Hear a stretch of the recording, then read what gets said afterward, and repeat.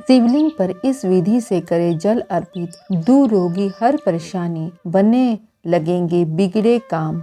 भगवान शिव को प्रसन्न करने के लिए शिवलिंग पर जल से अभिषेक करते हैं। शिवलिंग पर जल अर्पित करने से भगवान भोलेनाथ प्रसन्न होते हैं, क्योंकि उनका मस्तिष्क शीतल रहता है। सावन सोमवार और शिवरात्रि को शिवलिंग पर जला अभिषेक करते हैं।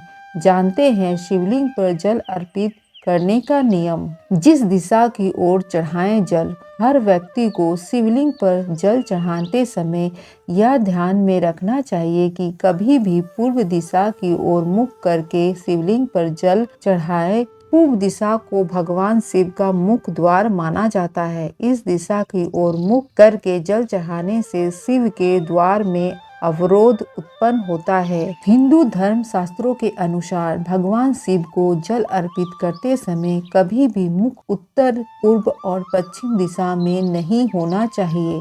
बताया जाता है कि इन दिशाओं में भगवान शिव की पीठ, कंधा आदि होते हैं, इसलिए इन दिशाओं में मुख करके शिवलिंग पर जल चढ़ाने से शुभ फल प्राप्त नहीं होता।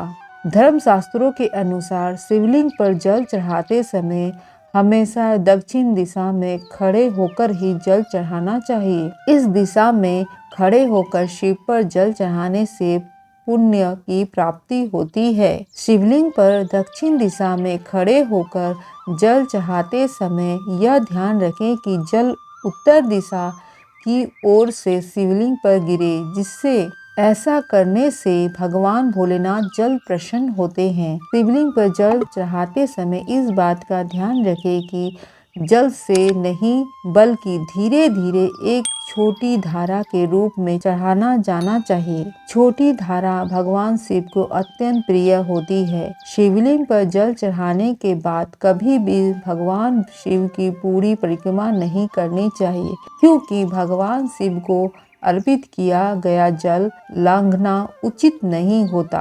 यह जानकारी अच्छी लगी हो तो इस चैनल को सब्सक्राइब करें। धन्यवाद।